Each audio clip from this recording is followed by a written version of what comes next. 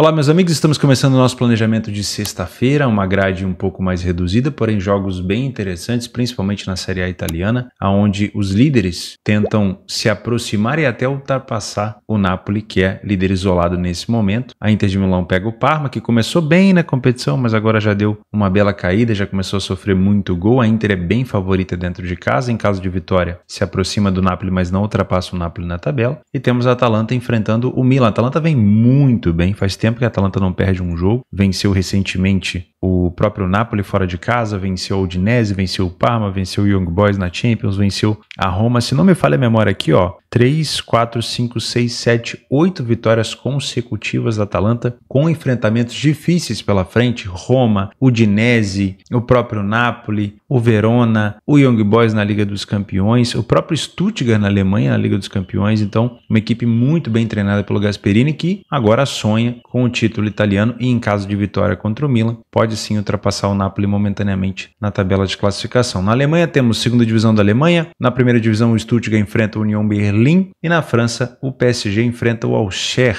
Também temos jogo do Cristiano Ronaldo, e Cristiano Ronaldo em campo na maioria das vezes esses últimos jogos tem sido sinônimo de gol. O Al Nassr tentando se aproximar do líder Al Ittihad. Tem que vencer esses confrontos diretos se quiser pensar em título, tá? Não conseguiu vencer o Hilal e agora enfrenta o Ittihad fora de casa. Também vou falar hoje sobre o processo de verificação da minha parceira Betfair. Vou comentar um pouquinho sobre o assunto, que está começando já o novo processo de verificação de identidade na Betfair. Meu nome é Theo Borges, esse é mais um Bom Dia Mercado, nosso planejamento diário sobre apostas e trade aqui no YouTube, e eu espero conseguir te ajudar a fazer o melhor planejamento possível para essa sexta-feira, dia 6 de dezembro.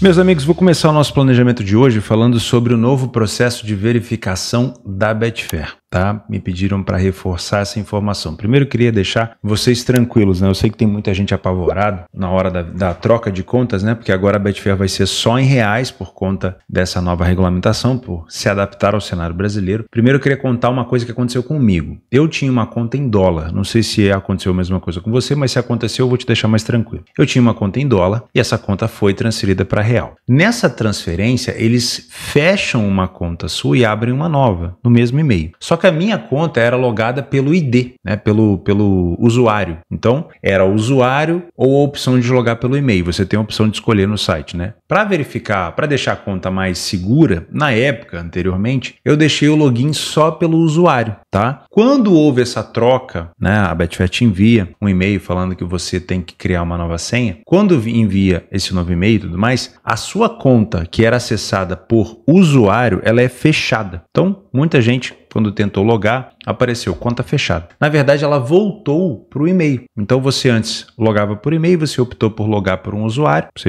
escolheu para ser mais seguro, e agora, com esse processo de verificação, ela voltou a funcionar com o e-mail.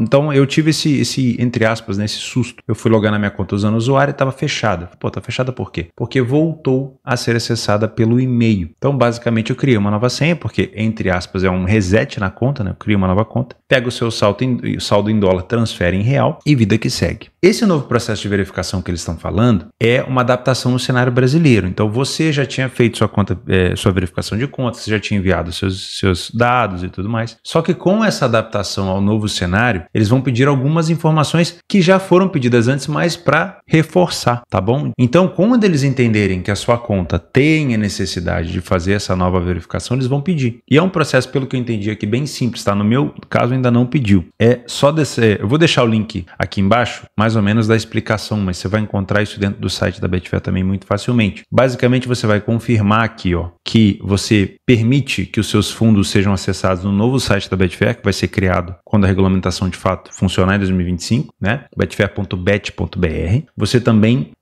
confirma que não é uma pessoa exposta, politicamente exposta, tá? Caso você seja, você não pode ter uma conta em site de aposta. Então, você vai confirmar essas duas coisas. Depois vai começar um processo de verificação no seu e-mail. Vão mandar um código de verificação para você e aí depois você vai ter que enviar um dos dois documentos, ou a sua carteira de motorista ou o seu documento de identidade. Lembrando, não pode estar dentro do plástico. Não pode ser virtual, digital, tem que ser um documento físico. Então, se você já tem hoje a carteira de motorista virtual, ou então sua identidade está virtual, usa um documento que você tenha físico ainda para fazer a verificação. Tem que ser um documento recente. Pelo que eu li aqui, não pode ser na pressa, né? Eu sei que muita gente tem uma pressa danada de fazer fazer verificação, principalmente quando vai sacar. Esquece de fazer verificação. Ah, quero fazer um saque, quero fazer um depósito. Aí faz de qualquer jeito, faz sem luz, não mostra direito o rosto, ou então, sei lá, tá numa sombra danada. Faz com calma a verificação para não ter problema. O processo de verificação de conta é sempre chato de fazer, mas é necessário. Por quê? Com a entrada da Betfair de fato no Brasil, você vai ter extremamente mais segurança com os seus dados, com os seus direitos. Poxa, aconteceu alguma coisa na minha conta, bloquearam a minha conta, excluíram a minha conta, roubaram a minha conta. Você vai ter muito mais possibilidade de acionar a Betfair, se for o caso, na justiça, ou de entrar em contato com o suporte, de ter um suporte mais humanizado, se você for um usuário que fez a sua verificação de maneira correta e não de qualquer maneira. Cuidado para não colocar números de celulares de terceiros que já estejam cadastrados em outras contas. Eu sei que tem gente que faz isso, não é permitido, mas não é para você ficar criando conta no nome de parente, mas se você fez, cuidado na hora de colocar o seu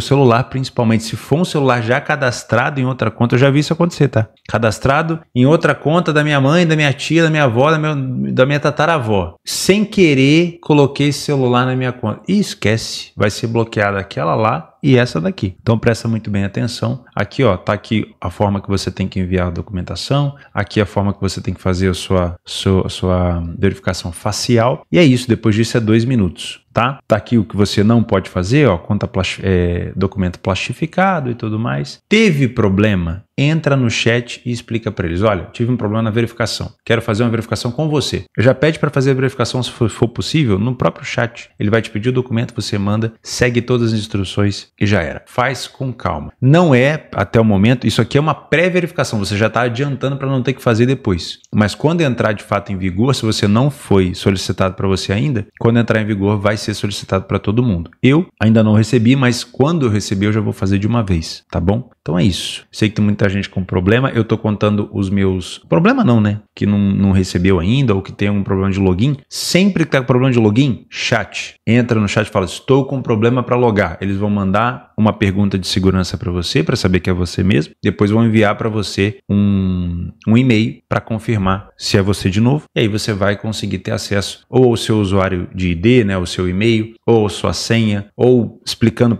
se você tiver com a conta bloqueada, por que a sua conta é bloqueada. Entra no chat, pergunta, resolve e já era. Esse é o momento que eles estão mais se preocupando em ter as contas verificadas de acordo certinho. Então aproveita também, se sua conta está com algum problema, já vai conversar com eles que vai dar tudo certo. Não adianta você mandar aqui nos comentários do YouTube que eles não vão ver. Eu não posso interceder por todo mundo. Então você vai no suporte, é só digitar no Google, suporte Betfair, contato Betfair, rola a página até o final que você vai encontrar a página de suporte. Quer ver? Eu vou fazer junto com vocês aqui, ó, contato Betfair.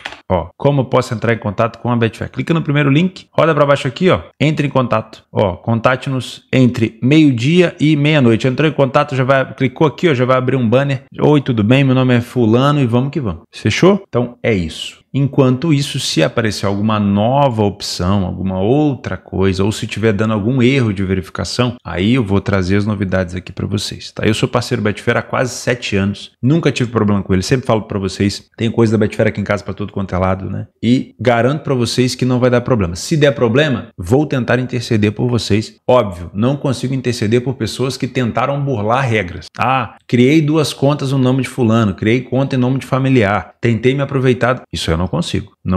Eu sou uma pessoa que prezo muito por uma conduta séria. Agora, minha conta foi bloqueada do nada ou tive um problema na verificação, entre em contato com eles. Eu tenho certeza que eles vão fazer tudo certinho. Fechou?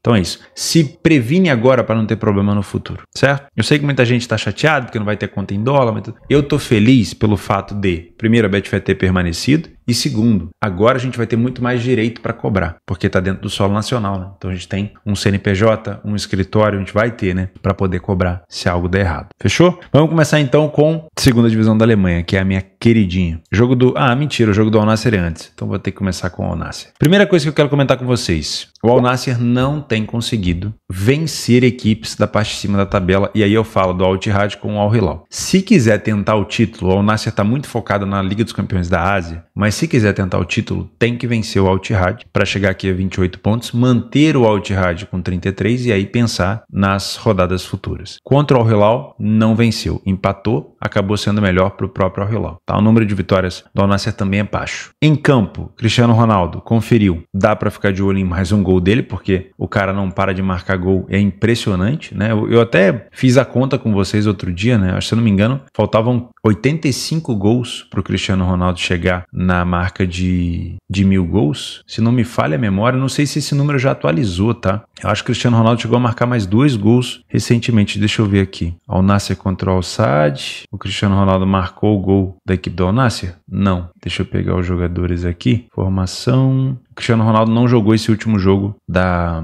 Liga dos Campeões da Ásia. Ele jogou esse aqui, ó. Vou clicar no perfil dele. Aqui, ó. Mais 2 gols marcados. Um de pênalti e um gol normal. E tinha mais 2 aqui também contra o Garafa, né? Praticamente, acho que eu já perdi até as contas. Se eu não me engano, foi aqui na Croácia que foi feito o 1000º gol. Aí da Escócia, 1, 2, 3, 4, 5, 6, 7, 8, 9, 10, 11, 12, 13, 14 e 15. Tá, então é isso mesmo. São 15 gols depois do 900 e faltam 85 para o 1000º, tá? Então eu ficaria de olho sim nesse jogo. Vale um jogo aqui para correção de preço, se você tiver acesso a stream. Nem todo mundo tem acesso a stream, mas esse jogo costuma passar no YouTube, no canal Gold costuma passar, se não me falha a memória. Aí vai ter um pouco de delay, mas dá para ficar de olho sim no jogo para correção de preço. Eu tomaria um pouco de cuidado na questão de jogo over, porque é um jogo de 6 pontos, né? O Al Ittihad vencendo, ele praticamente tira o Al Nassr da briga, e o Al Nassr vencendo, ele entra na briga pelo título. Só que nos últimos jogos entre eles, olha isso, 4-2, 5-2, teve 1-0 e 0-0, mas teve 3-1 e 3-0 também. Então dá para pensar num cenário de pelo menos 2,5 gols, com uma cotação um pouquinho mais elevada. Cabe ambas marcam por aqui? Deixa eu dar uma olhada nos últimos jogos do Al Ittihad. Marcou nos últimos 6 jogos consecutivos e fora de casa o Al Nassr marcou também nos últimos 4 jogos que fez fora. Então é cabível. Só que o problema é, ambas marcam em 44, que é uma odd bem ruim. Mas com uma cotação mais elevada pode valer a pena. Fechou? Outra coisa que eu indico por esse horário ali das 2, 2:30 é a segunda divisão da Alemanha. Dá uma olhada aqui, ó. O Elversberg, na tabela de classificação, está na 6ª colocação e o Nuremberg está na 12ª. Porém, usando aqui o PDF de apoio, se você não tem acesso, é só se tornar membro do canal, dá para perceber que nós temos um Elversberg que tem uma média de 2,2 gols marcados em casa e uma equipe com uma defesa frágil, de 1,57. Frágil também é a defesa do Nuremberg e também tem uma média de gols marcados bem interessante, tá? Então é uma equipe do Elversberg que não falhou em marcar nenhum jogo em casa, que sofre com frequência, e é uma equipe do Nuremberg que falha pouco em marcar fora e que sofre também com muita frequência. Na média, 86% dos jogos do Elversberg com over 2,5 e 100% dos jogos do Nuremberg com over 1,5. Dá para pensar num jogo para 2,5 por aqui, uma cotação ainda baixa, mas que pode melhorar, e dá para pensar no cenário de ambas marcam também. Eu gosto sempre de trabalhar mercado de gols na segunda divisão da Alemanha, nunca aconselho para vocês mercado de resultados. 2,5 também temos Paderborn e Schalke. Aqui a gente já está falando do líder da competição isolado, com 4 pontos de diferença para o Hamburgo. O Schalke lá embaixo na tabela, lembrando que na temporada passada o Schalke brigou para não cair para a 3ª divisão, o que poderia culminar num reset do clube, né? Ele tendo que começar como um time amador, e agora de novo flertando com zona de rebaixamento. O Schalke já sofreu 29 gols. Atrás da equipe do Regensburg, que tem 33, o Schalke é a equipe na segunda divisão da Alemanha que mais sofreu gol na competição. Absurdo, hein? Enfrenta o líder do campeonato. Então também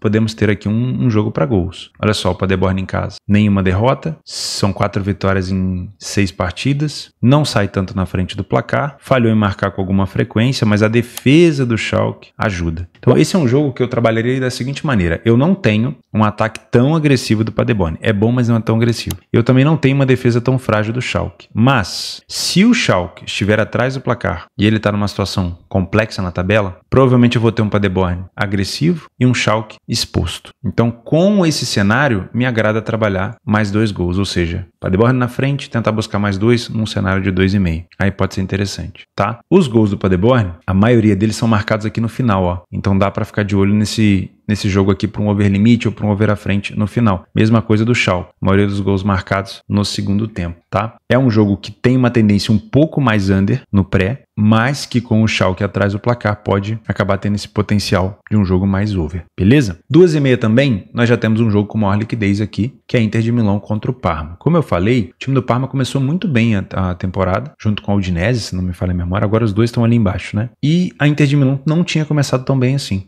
E já se recuperou, já se reergueu. Hoje a Inter de Milão é um dos melhores mandantes da competição, tem uma iniciativa de sair na frente muito forte, 71%, não falhou em marcar em nenhum jogo e teve apenas uma derrota dentro de casa. O time do Parma venceu uma partida apenas fora, que foi a última partida agora, vou até conferir contra quem foi, contra o Venezia, vinha de um empate contra a Juventus. Esse jogo aqui é crucial, né? Porque a Juventus tem uma força parecida com a Inter e o Parma conseguiu segurar esse empate com a Juventus. Além disso, o Parma sai bastante na frente do placar, só perdeu uma partida, marca com uma frequência muito boa e também sofre com uma frequência muito boa. A Inter de Milão tem um aproveitamento melhor, um ataque com média de 2,2 gols, só que é uma equipe que vem sofrendo com frequência. Não é normal para a Inter sofrer 1,29 de média em casa. Não são jogos tão bons assim que a Inter vem fazendo dentro de casa. O primeiro tempo, por exemplo, tem mais vitórias, menos derrotas, o dobro de gols marcados, porém tem mais gols sofridos do que o Parma. No segundo tempo, tem mais vitórias, menos derrotas, mais gols marcados, porém o mesmo número de gols sofridos do Parma. Então, defensivamente, não é uma Inter de Milão assim tão confiável. A gente já vai falar disso. O time do Parma chama esse jogo para um jogo mais over, 67% de over 2,5. A Inter de Milão depende muito do contexto, se ela está na frente ou não, né? A maioria dos gols marcados da Inter são no primeiro tempo, isso para quem trabalha back favorito é excelente. E a maioria dos gols marcados pelo Parma tem também no cenário de primeiro tempo, mas também lá no segundo tempo. E olha que curioso, 33% dos gols sofridos pela Inter foram nos últimos 15 minutos de jogo. Então cabe a você ficar de olho se a Inter vencendo o jogo não está dando espaço para o Parma empatar a partida. Com esse tipo de cotação aqui, de 1,18, se você é um trader, eu olharia para um back favorito, mas se você é um punter, eu tomaria muito cuidado para trabalhar esse back favorito a Inter a qualquer preço, tá? 1,18 eu não entraria de jeito nenhum, nem para bilhete, nem para nada. Agora, a Inter de Milão vencendo no HT pode ser um caminho. Deixa eu ver como é que é o primeiro tempo da Inter aqui. Tem mais vitórias, mas não é uma Inter confiável defensivamente. Então esse HT já não me agrada. Vitória da Inter por mais de 2 gols de diferença, os últimos confrontos entre eles, vamos lá, ó. 1-1 na Copa Itália, no ano passado. Aí o Parma ficou um belo tempo na segunda divisão. Em 2021, 2-2. Então é um Parma que das últimas vezes que visitou a Inter, presta atenção, das últimas vezes que o Parma visitou a Inter, 2015, 1-1, 2018, 1-0 Parma, 2019, 2-2, 2020, 2-2 e 2023, 1-1. Então, recentemente, a Inter não venceu o Parma dentro de casa. Então, eu não vou te indicar um handicap asiático aqui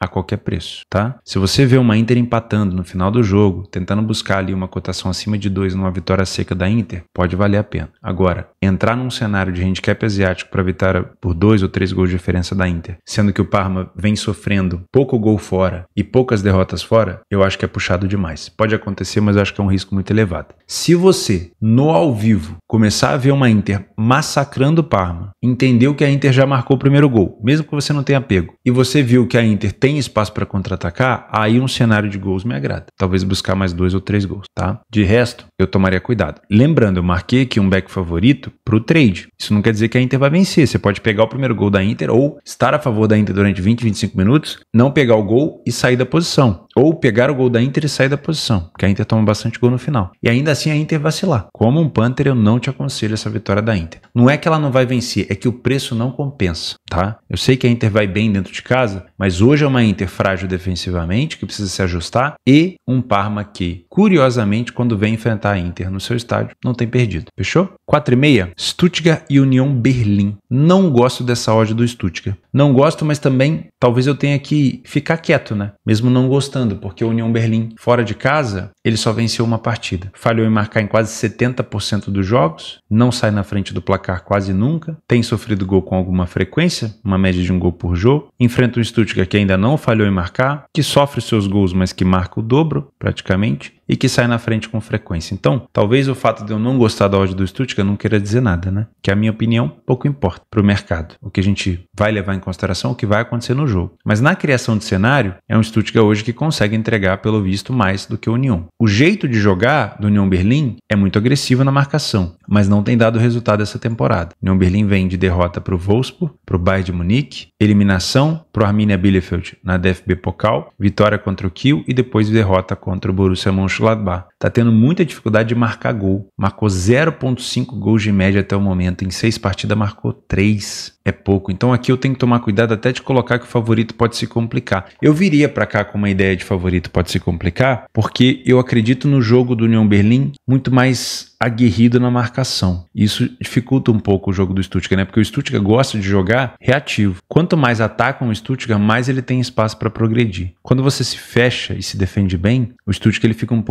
muito mais com a bola, mas fica um pouco mais encurralado para penetrar na área. Eu vou manter essa ideia de um favorito que pode se complicar por conta disso, tá? Não digo que o Stuttgart não vai vencer, mas talvez pegar uma cotação mais elevada possa fazer mais sentido. Só que os dados estatísticos do União realmente são muito ruins. A média de aproveitamento de finalizações do Stuttgart é muito superior. O primeiro tempo do Stuttgart relativamente superior, né? Tem mais vitórias, só que o União não sofre tantos gols no primeiro tempo. O segundo tempo do Stuttgart é melhor do que o do União, só que o Stuttgart eleva o número de gols sofridos, tá? Em relação a gols, o Stuttgart puxa esse jogo para um cenário over, mas o União Berlim não. Então eu não vou te indicar gols por aqui, porque na maioria das vezes o União Berlim não tem marcado fora e quando sofre, não sofre tanto. Então eu prefiro trabalhar esse jogo para correção de preço. Da seguinte maneira, estou trabalhando o jogo. O Stuttgart começou mal. Se a União Berlim propondo, jogando com linha mais alta, empurrando o Stuttgart para trás, correção de preço do Stuttgart pode ser legal. Agora, se a União Berlim, que não consegue penetrar, não consegue finalizar, mas continua com a bola, não me agrada trabalhar contra o Stuttgart porque essa cotação não vai subir. O estilo de jogo do União, ele não é tão favorável para corrigir o preço do Stuttgart. Ele é um estilo de jogo muito mais propício a manter a cotação do Stuttgart lateralizada. Mas às vezes não vai valer a pena você trabalhar a favor de uma equipe que não está conseguindo finalizar, né? Estar contra a União Berlim também pode caber. Se você não tem método para back favorito, o Lei é a pior equipe em campo da União pode ser interessante se o União só entrar recuado, pensando em não sofrer, pensando em pontuar fora de casa. Com esse desempenho fora do União, não duvido que o União Berlim brigue para não cair lá embaixo, né? O União vem conseguindo pontos dentro de casa, mas fora de casa está muito frágil com apenas uma vitória. Então, se ele vir com essa proposta de trabalhar mais recuado, esse Lei é a pior equipe em campo da União me agrada muito, tá? Faço com muita frequência. Às 16h45, a Atalanta enfrenta o Milan e como eu falei na introdução, a Atalanta vem muito bem. São 8 vitórias consecutivas, se não me falha a memória, e aí você inclui vitórias sobre... São 9, né? Não, são 8. 8 vitórias.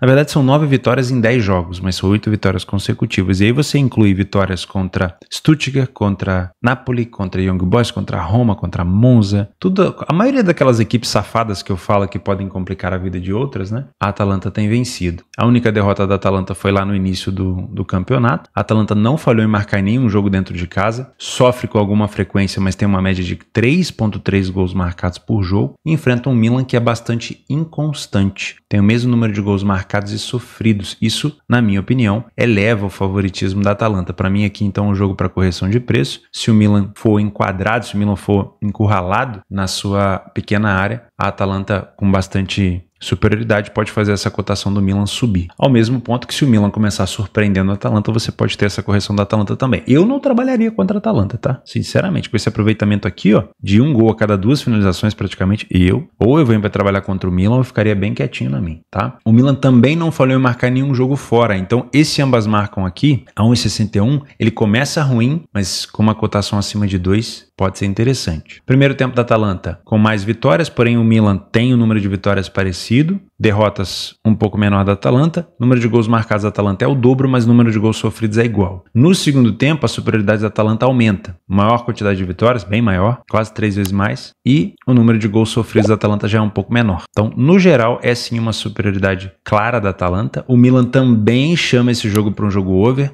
2,5 em 83%, a Atalanta 2,5 em 83%, então esse 2,5 gols aqui com uma cotação de 1,67, vocês sabem que eu não gosto muito, mas o cenário de 2,5 gols é possível, é plausível, com uma cotação mais elevada pode ser interessante, principalmente com um jogo desempatado, tá? O potencial aqui seria a Atalanta na frente, na minha opinião. Olha só, a Atalanta distribui muito bem os seus gols marcados e sofre com mais frequência no final do primeiro e no início do segundo. Já o Milan acelera bastante no início e no meio do segundo tempo, e sofre com mais frequência 50% dos seus gols sofridos depois do minuto 60 para quem gosta de trabalhar over à frente ou over limite. É muito, muito bom. Eu não me abraçaria 100% na Atalanta, nesse back favorito, se você é um punter, porque o Milan não é um time que falha em marcar. Geralmente é um time que entrega gols, tá? Então isso pode ser um pouco prejudicial, você só focar na Atalanta e esquecer que o Milan também marca. O Milan marcou 1 contra o Monza, 3 no Real Madrid no Bernabéu, 3 contra o Cagliari, 3 contra o Bratislava. Então eu iria mais para o mercado de gols do que somente no jogo da Atalanta. Tá? Como complemento, você tem a opção de trabalhar aqui o PSG, fora de casa contra o Alcher, mas eu vou te deixar uma pulga atrás da orelha. O time do Alcher, que eu acho que é assim que se pronuncia, se não for me perdoa, é o segundo melhor mandante da competição com apenas uma derrota. E tem 5 vitórias, é um time que não empatou ainda. Então, atrás do PSG